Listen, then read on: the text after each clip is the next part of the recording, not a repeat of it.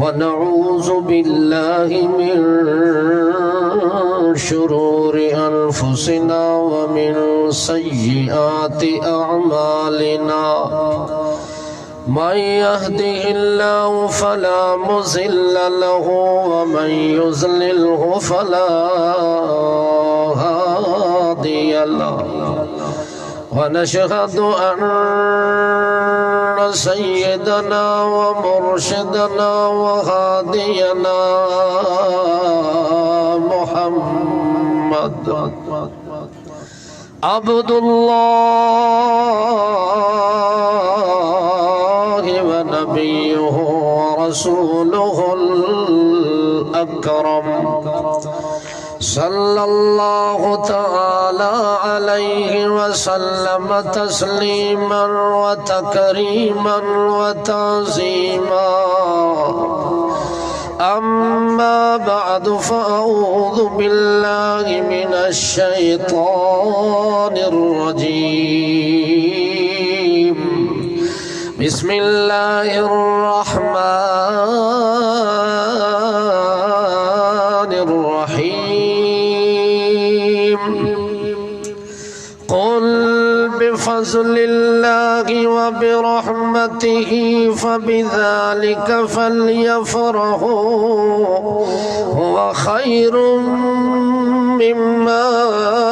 يجمعون سبحان ربك رب العزة عما يصفون وسلام على المرسلين والحمد لله رب العالمين اللهم صل على محمد وعلى آل محمد كما صليت على إبراهيم وعلى آل إبراهيم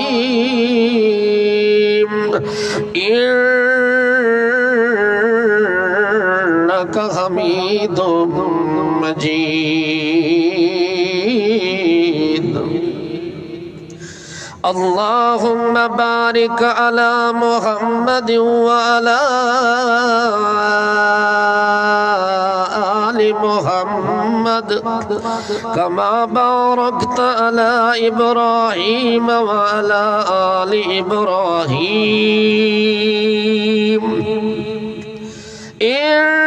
إنك حميد مجيد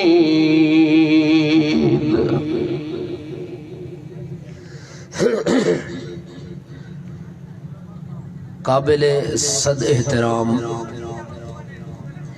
ذی وقار علماء کرام، حاضرین، سامعین، مسلمین، مخلصین، موحدین حضرات، السلام علیکم۔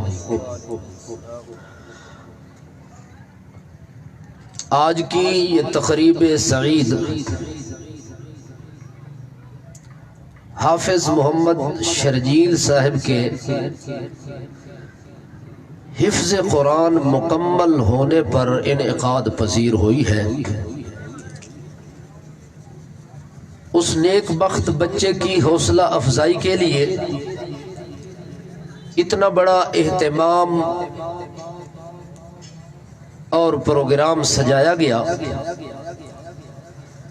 میری دعا ہے کہ اللہ جل جلالہ آج کی اس تقریب سعید کو ہمارے لیے میدان قیامت کے اندر باعث نجات بنائے اور دنیا کے اندر باعث سعادت بنائے۔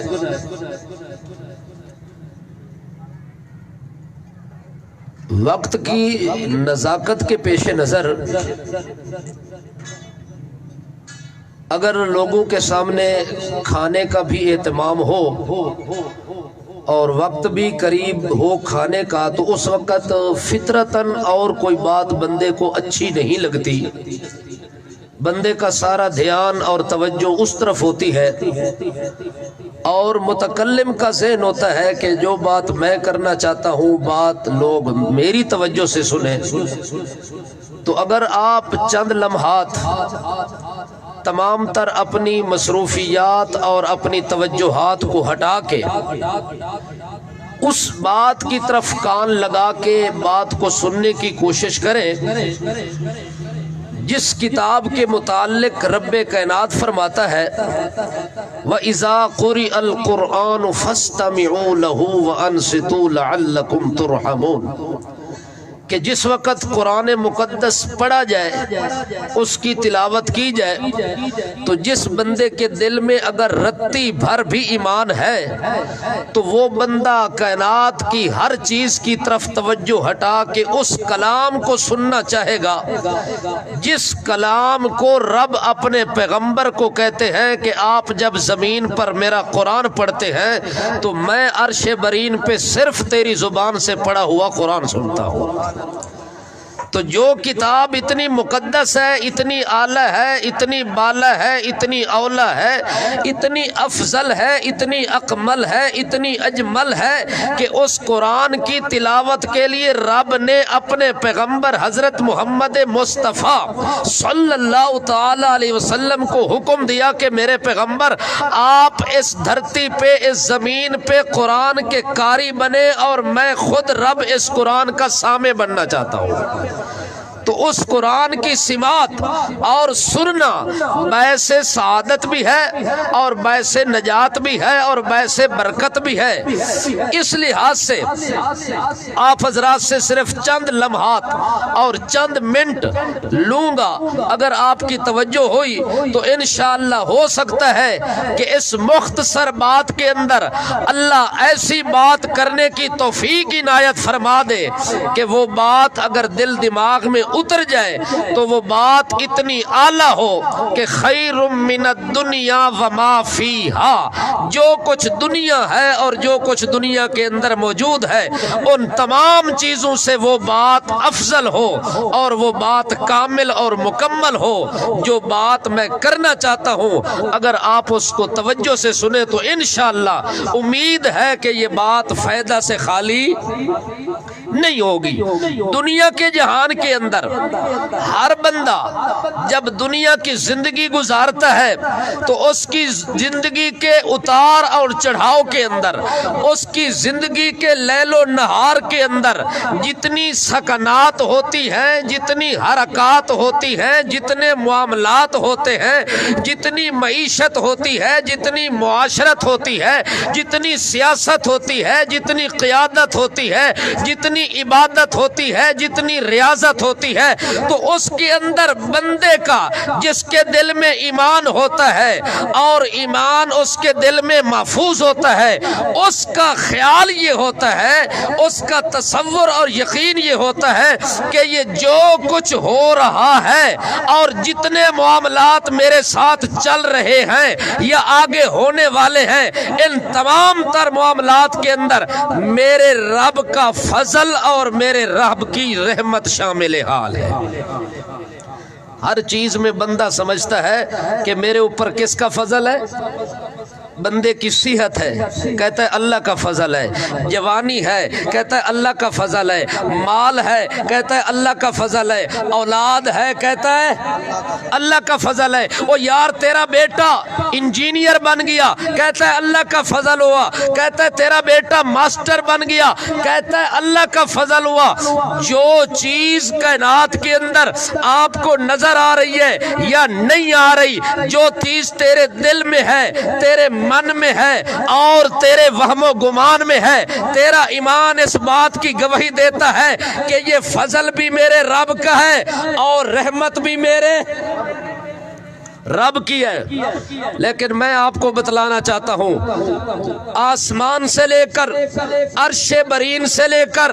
تحت الثری تک اس کے دائیں بائیں شرقن غربن شمالن جنوبن فوقن تحتن ہر لحاظ سے جو کچھ بھی آپ کو نظر آتا ہے تیرا ایمان گواہی دیتا ہے، تیرا دل گواہی دیتا ہے کہ یہ میرے رب کا فضل بھی ہے اور میرے رب کی رحمت بھی ہے، لیکن رب کا قرآن کہتا ہے ساری کائنات جو کچھ نظام میں نے رکھا ہے اس کائنات کے اندر وہ آپ کو نظر آتا ہے، تیرا ایمان گواہی دیتا ہے کہ یہ رب کا فضل ہے، لیکن رب کہتا ہے جس بندے کو میں قرآن والی دولت سے نواز دیتا ہوں وہ صرف فضل نہیں ہوتا بلکہ فضل عظیم ہوتا ہے، فضل نہیں بلکہ فضلوں کا سردار فضل اس بندے پہ ہے جس کے سینے میں قرآن کا علم اتر گیا، جس کے سینے میں یہ کتاب اتر گئی، جس کے سینے میں یہ قرآن اتر گیا۔ اللہ کہتے ہیں ہر چیز میرا فضل، میری رحمت، مگر قرآن میری رحمتوں کا چشمہ، ہر چیز میرا فضل، لیکن تمام کائنات کے ان فضلوں کو دیکھو تو ان کے اندر میرا مخزن جو ہے وہ قرآن ہے، معدن جو ہے وہ قرآن ہے۔ اللہ فرماتے ہیں جس بندے کو اس قرآن والی دولت سے میں نے نواز دیا، چاہے وہ غریب ہے، چاہے وہ امیر ہے، چاہے وہ گورا ہے، کالا ہے، عربی ہے، اجمی ہے، جس قبیلے سے تعلق رکھتا ہے، اللہ فرماتے ہیں اگر قرآن اس کے سینے میں اتر گیا تو میں رب بھی اعلان کرتا ہوں کہ میرا فضل عظیم اس بندے کے سینے میں نازل ہو گیا۔ اس کی ایک مثال سن لیں، اللہ کریم فرماتے ہیں وَلَوْلَا فَضْلُ اللَّهِ عَلَيْكَ وَرَحْمَتُهُ وَلَوْلَا فضل اللہ علیک ورحمتہ لہمت طائفۃ منہم ان یضلوک وما یضلون الا انفسهم وما يضرونك من شيء وأنزل الله عليك الكتاب والحكمة وعلمك ما لم تكن تعلم وكان فضل الله عليك عظيما۔ سب سے پہلا فضل عظیم اللہ نے جب کرنے کا پروگرام بنایا، ارادہ کیا، اللہ فرماتے میری مخلوق کے اندر میں نے جتنی مخلوق پیدا کی ہے، جتنی میری مملوک ہے، جتنی میری مرزوق ہے، جتنی میں نے کائنات بنائی ہوئی ہے، اس ساری کائنات کے اندر میں نے ایک پیدا کیا، اپنا پیغمبر اور اپنا نبی اور رسول۔ جب وہ زمین پہ آیا اس کی 40 سال کی عمر ہو گئی، جب 40 سال کی عمر کی دہلیز کے اوپر اللہ کے پاک پیغمبر حضرت محمد مصطفیٰ احمد مجتبیٰ صلی اللہ تعالیٰ علیہ وسلم قدم رکھتے ہیں، اس وقت اللہ کریم فرماتے ہیں 40 سال کے بعد جس وقت میں نے عرش برین سے فضل عظیم اتارنے کا پروگرام بنایا، اس وقت سب سے پہلا فضل عظیم جس ہستی پہ نازل ہوا، جس ہستی پہ اترا، جس ہستی پہ آیا، وہ کائنات کا دولہا محمد الرسول اللہ ہے، وہ کائنات کا تاجدار محمد الرسول اللہ ہے، وہ کائنات کا تاجور محمد الرسول اللہ ہے، جو ہادی سبل بن کے آیا، جو فخر رسول بن کے آیا، مراد المشتاقین بن کے آیا، بہترین بن کے آیا، نازنین بن کے آیا، محجبین بن کے آیا، اولین بن کے آیا، آخرین بن کے آیا، عابدین بن کے آیا، ساجدین بن کے آیا، امام القائدین بن کے آیا۔ اس محمد پر میں نے سب سے پہلے اپنا فضل عظیم کیا۔ اللہ فرماتے میرے پیغمبر لوگ تو منصوبے بنا رہے تھے، آپ کو راستے سے ہٹانے کی کوشش کر رہے تھے، لوگ تو آپ کو قسم و قسم کے غلط فیصلے کروانا چاہتے تھے، اپنی مرضی کے مطابق آپ کو راستے سے ہٹانا چاہتے تھے، لیکن میرے پیغمبر آپ راستے پہ بھی قائم رہے ہیں، آپ اس صراط مستقیم پہ بھی قائم رہے ہیں۔ میرے پیغمبر وجہ کیا کیا ہے؟ دنیا ناکام ہو گئی ہے، محمد کامیاب ہو گیا ہے، محمد الرسول اللہ کے خلاف مکے کے اندر منصوبہ بنایا گیا، وہ مکے والے مشرک ناکام ہو گئے، مدینہ منورہ کے اندر یہودیوں نے منصوبہ بنایا، عیسائیوں نے بنایا، منافقین مدینہ نے بنایا، لیکن اللہ فرماتے میرے پیغمبر تسلی رکھنا، تسلی رکھنا، وَمَا يَسُرُّونَكَ مِن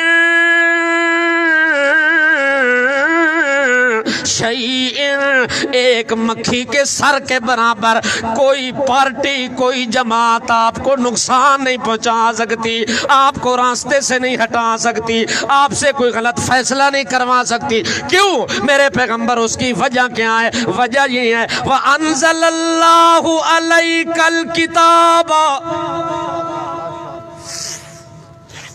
توجہ ہے بھائی آپ کی؟ امید ہے کہ اب آپ کی توجہ میری طرف مبذول ہو گئی ہے، تو میں دعا کرتا ہوں کہ آپ کی یہ جو توجہ میری طرف ہوئی ہے، اللہ اس توجہ کو باعث ہدایت بنا دے،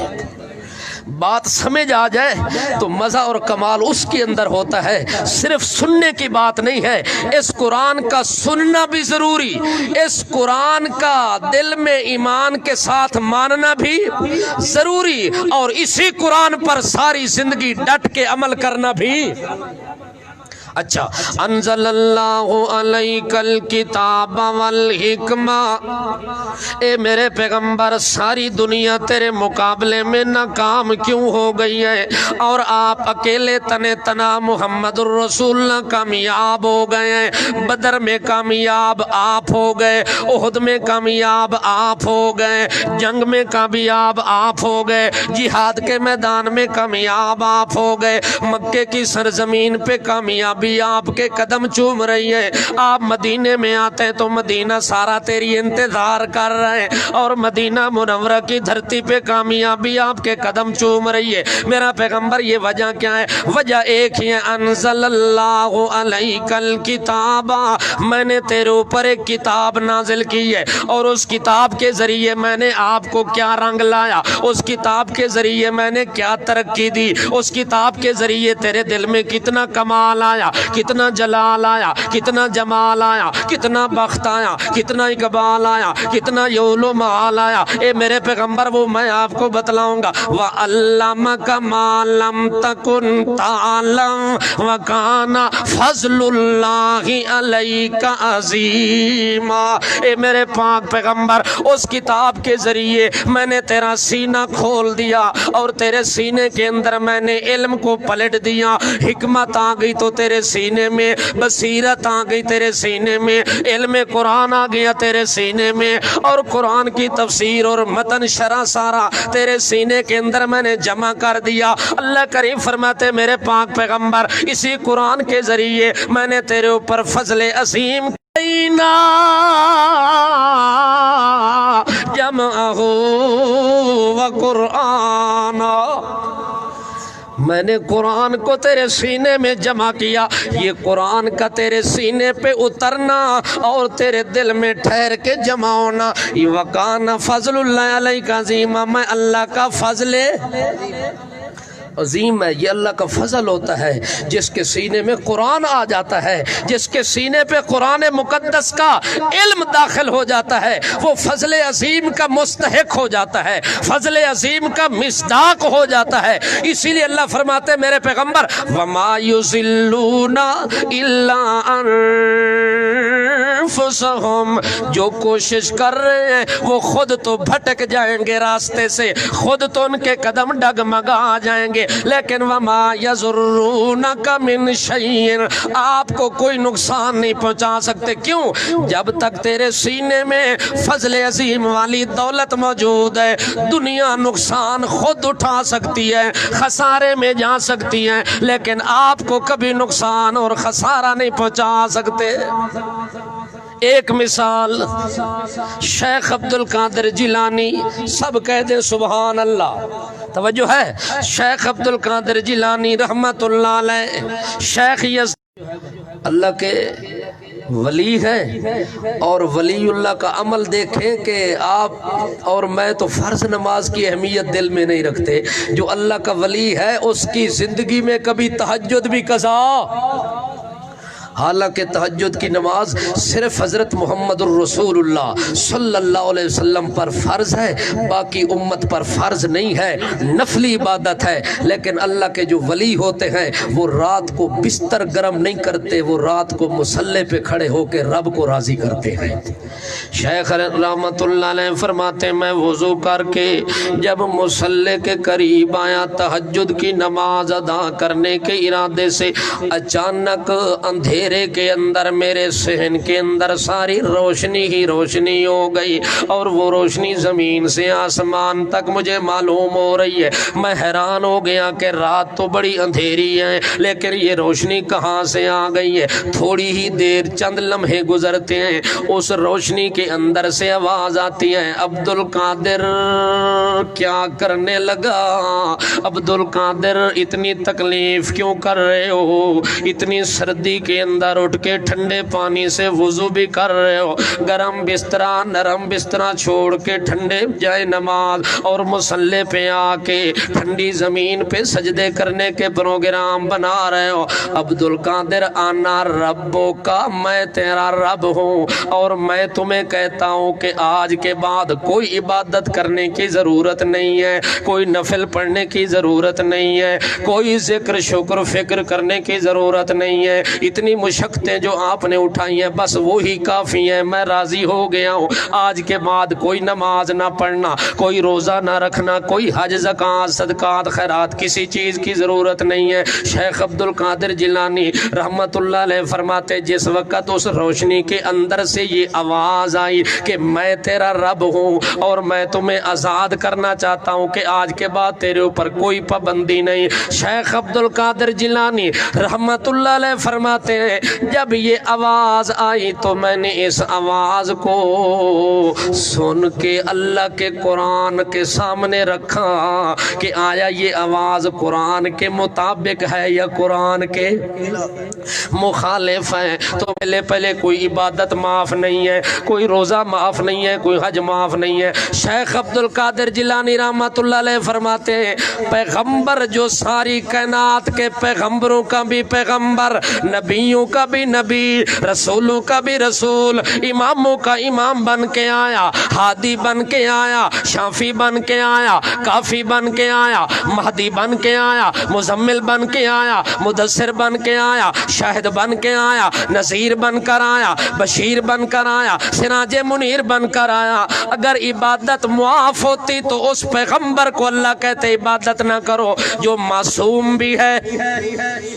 صرف معصوم نہیں امام المعصومین ہے، جو مخدوم بھی ہے بلکہ مخدوم کائنات بھی ہے. جب عبادت رب کہتا ہے اس پہ معاف نہیں ہے تو میں کون ہوں؟ میں تو اس محمد کا غلام ہوں. لہٰذا یہ آواز رب کی نہیں ہو سکتی. یہ شیطان مجھے پھسلانا چاہتا ہے، مجھے راستے سے ہٹانا چاہتا ہے. اسی وقت شیخ عبد القادر جیلانی رحمت اللہ علیہ فرماتے ہیں نبی کریم کا بتلایا ہوا وظیفہ مجھے یاد آ گیا تو میں نے کہا لا حول ولا قوت الا باللہ.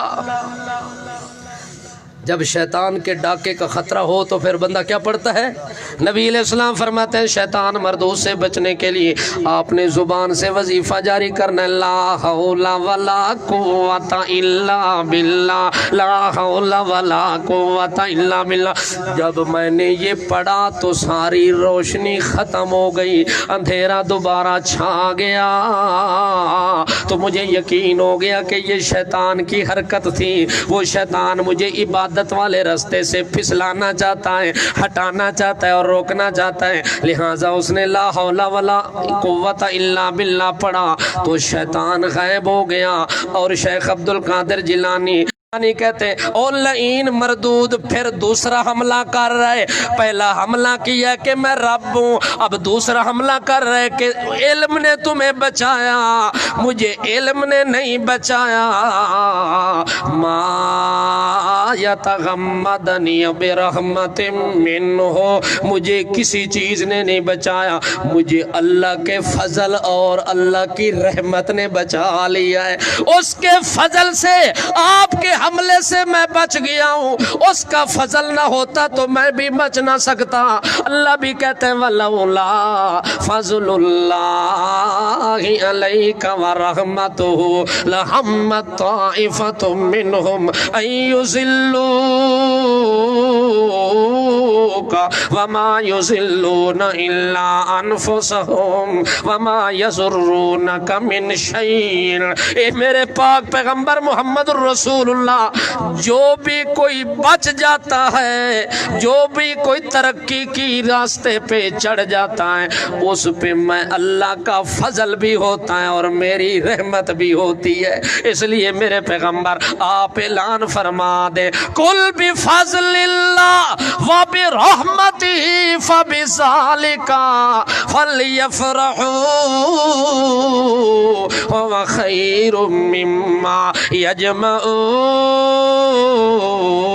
ऐलान फरमा दे मेरे पैगंबर के लोग तो पता नहीं किस चीज पे खुश होंगे, मैं मोहम्मद अल्लाह की रहमत पे खुश हूँ, मैं मोहम्मद अपने अल्लाह के फजल पे खुश हूँ। क्या मतलब? कुरान मेरे पास पहुंच गया, कुरान अल्लाह का फजल भी है, अल्लाह की रहमत भी है। आप उन चीजों पे खुश हैं जो आपने जमा की हुई हैं, दौलत पे खुश है, माल पे खुश है, कौम कबीले पे खुश है, कोठी बंगले पे खुश है, गाड़ियों पे खुश है, प्लाटों पे खुश है, घरों पे खुश है, मकान में खुश है, जमान में खुश है, जहान में खुश है। मोहम्मद करीम फरमाते हो व खैरुल मिम्मा यजमऊन, सारी कायनात को जमा कर दो, जो फजल अल्लाह ने मैं मोहम्मद पे कुरान नाजिल करके किए, इस फजल का मुकाबला सारी कायनात की दौलत नहीं कर सकती। अल्लाह अमल की तौफीक अता फरमाए। वमा अलैना इल्लल बलाग।